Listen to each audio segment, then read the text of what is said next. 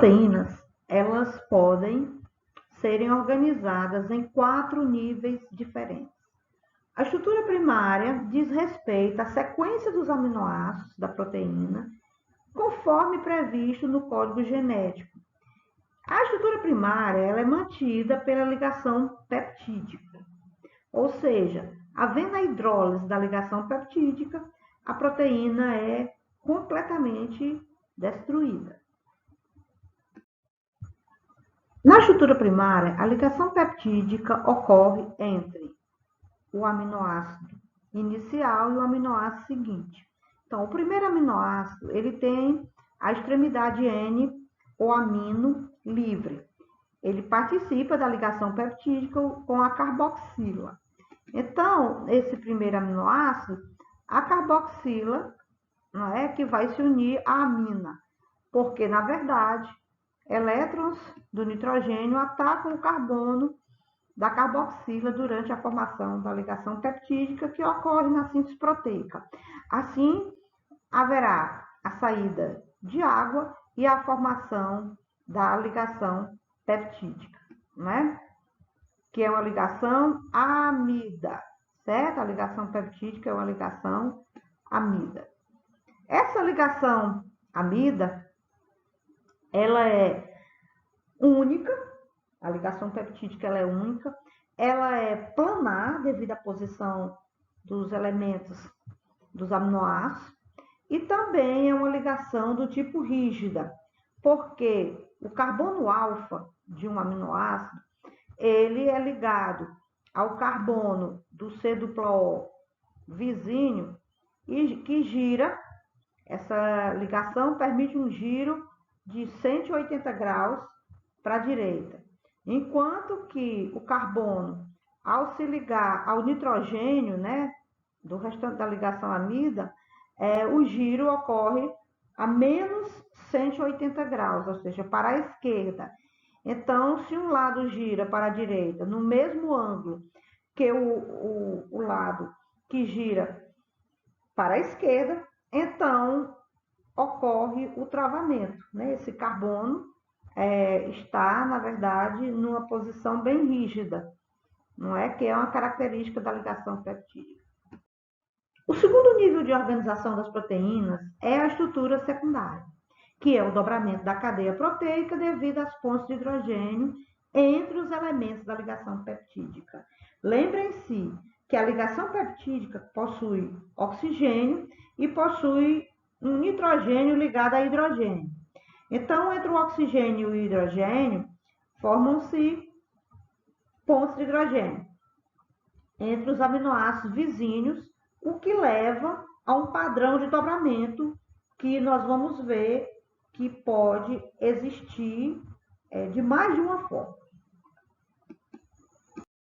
A estrutura secundária em alfa-hélice, ela ocorre através das pontes de hidrogênio entre os elementos das ligações peptídicas. Então, ocorre numa mesma cadeia.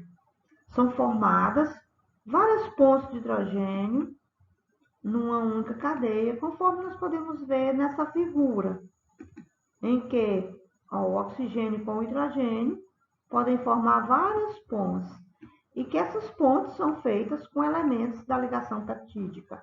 Isso causa um dobramento da molécula em alfa-hélice. Nessa alfa-hélice à nossa direita, nós vemos a estrutura aminoterminal, a extremidade aminoterminal, no final a extremidade C-terminal, o carboxila terminal da proteína, e no centro o eixo da hélice. Então, as alfas-hélices fazem parte de várias proteínas. A estrutura secundária em beta-folha preguiada, ela se caracteriza pela união de cadeias através de pontes de hidrogênio entre os elementos das ligações peptídicas. Nós falamos que é intercadeia, né? Então, existem mais de uma cadeia proteica unidas por pontes de hidrogênio. Se essas cadeias estiverem em sentidos opostos, ou seja, uma cadeia está no sentido cabeça-cauda, em relação às extremidades amino e carboxila, e a outra estiver no sentido contrário, ou seja, carboxilamino, então nós falamos que esta folha é beta-folha antiparalela. Na beta-folha paralela, as cadeias proteicas estão todas no mesmo sentido. Essas da figura estão no sentido cabeça-cauda, ou seja, no sentido amino-carboxila. Nessa outra figura, dá para a gente visualizar as pontes de hidrogênio intercadeias, entre as cadeias vizinhas na estrutura de beta-folha. Nessa tabela, nós temos 3 tipos de estruturas secundárias com exemplos. As alfa-zelis, que são tão comuns nas alfa-queratinas dos cabelos e nas unhas. Elas são estruturas que dão proteção, dureza, flexibilidade. A conformação em beta-folha, que dá à seda os filamentos macios e flexíveis, né, devido às fibroínas. A hélice tripla do colágeno, que dá grande resistência à tração e também à elasticidade. O colágeno de tendões, matriz óssea, do endotélio, dos vasos sanguíneos, da pele, das mucosas. A estrutura secundária de proteínas. Conforme podemos ver, as alfa-hélices e beta-folhas, elas podem existir no interior de grandes novelos proteicos. Então, dentro de um único novelo, pode haver regiões em alfa-hélices, que podem ser representadas por cilindros, no caso, esses cilindros verdes, ou então por fitas espiraladas.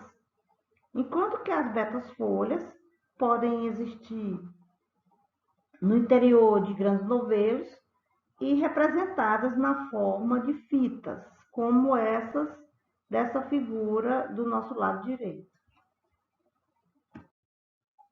A beta-fibroína é uma proteína do tipo fibrosa existente na seda e na teia de aranha. Nessas figuras nós estamos vendo que a beta-fibroína da seda tem um padrão antiparalelo, ou seja, as cadeias elas são invertidas no ponto de vista cabeça-cauda. Na seda nós temos cadeias ricas em alanina e outras partes ricas em glicina. Então, o encaixe perfeito das glicinas com as alaninas, entre as cadeias da fibroína, né, dão à seda o aspecto que ela possui, né, de fio bastante macio, como nós podemos ver na figura abaixo. O terceiro nível de estrutura secundária, o terceiro tipo, é a hélice tripla. No alto da tela, nós podemos ver as fibras de colágeno, e que, ao ampliá-las, nós podemos verificar que as moléculas de colágeno elas são unidas entre si por ligações covalentes entre as moléculas de lisina. Considerando uma hélice tripla como uma única molécula do colágeno, nós podemos ver que existem padrões de repetição, como, por exemplo, o tripeptídeo glicina, prolina e 4-hidroxiprolina. Então, ao ser sintetizado na síntese proteica, o colágeno precisa passar por hidroxilação em resíduos de prolina. E para isso, a enzima que faz a hidroxilação da prolina, ela precisa usar o ferro 2+, como cofator enzimático. E na célula, o ferro está na forma 3+. Então, é necessária a vitamina C ou ácido L-ascórbico para converter o ferro 3+, em ferro 2+, e garantir que a enzima funcione. Quando uma pessoa tem escorbuto, ou a deficiência da vitamina C, que é chamado de ácido L-ascórbico, essa pessoa pode ter um colágeno defeituoso, por causa do prejuízo na hidroxilação da prolina. Então, o colágeno perde a elasticidade, ele se rompe mais facilmente, perde a resistência. Então, aparecem feridas na boca, inchaço nos joelhos. Em crianças é muito comum equimoses, que são manchas na pele, manchas hemorrágicas na pele, porque o colágeno está além das mucosas e pele, está no endotélio dos vasos sanguíneos. Então, os capilares vão ficar bastante frágeis na ausência de um colágeno perfeito. A estrutura terciária das proteínas é o dobramento da cadeia proteica devido às interações do grupo R ou cadeia lateral dos aminoácidos. Vocês já viram que cada aminoácido possui um grupo R de natureza variável. Então, o grupo R vai oferecer uma série de oportunidades para interações na estrutura proteica. Então, pontos de hidrogênio podem acontecer porque há grupos R que possuem oxigênio, outros possuem nitrogênio. Nós temos a cisteína, que possui o grupo SH ou sulfidrila, que pode, além de fornecer pontos de hidrogênio, a possibilidade, também o grupo sulfidrila pode formar pontos bisulfeto ou pontos SS, e com isso gerar uma ligação covalente na estrutura proteica, porque a ponte bisulfeto não é interação fraca, ela é uma ligação forte com compartilhamento de elétrons. Também há aminoácidos que podem ser ionizados em determinados pHs. Então, nós temos as interações iônicas. Vários aminoácidos possuem grupos ionizáveis e que podem participar desse tipo de interação. As interações hidrofóbicas ocorrem entre aminoácidos que possuem grupos apolares, grupos do tipo alquila, do tipo aromático. Esses aminoácidos com grupo R mais apolares, eles ficam mais para o interior da estrutura proteica. Então, ao enovelar-se, a proteína guarda mais no seu interior os grupos apolares e para o lado externo fica os aminoácidos mais hidrofílicos, mais voltados para a água. Então, a estrutura proteica enovelada, na estrutura terciária, ela é solúvel em água. E também o enovelamento aproxima aminoácidos que são distantes na estrutura primária e que pode gerar uma área, um local funcional da proteína, a região funcional da proteína. Então, se essa proteína for desenovelada, ela é dita desnaturada e perde a sua função biológica. Também ela vai expor grupos apolares e com isso vai ficar insolúvel em água e também, como ela é mais densa do que a água, ela precipita. A estrutura quaternária de proteínas. Várias proteínas possuem uma estrutura polimérica, ou seja, formada por novelos de cadeias terciárias mantidas por interações do grupo R ou cadeia lateral dos aminoácidos.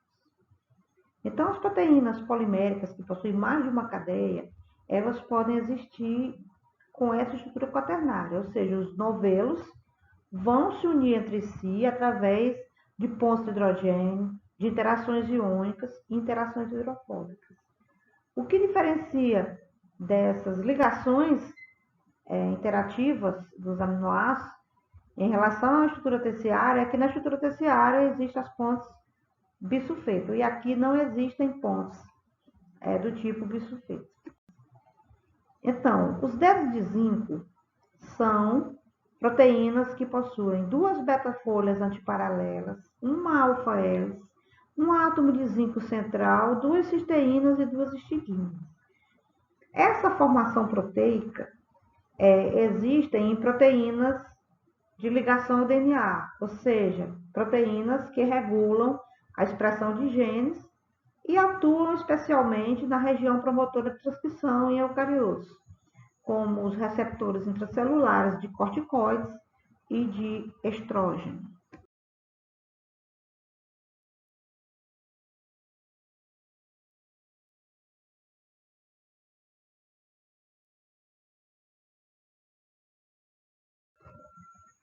Um outro padrão de estrutura quaternária é o zíper de leucina.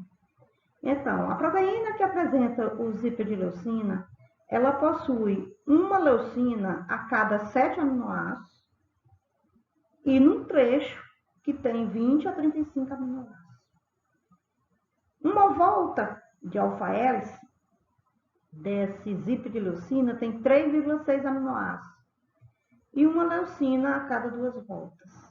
Então, essas proteínas são do tipo proteínas de ligação ao DNA e que regulam a expressão de genes.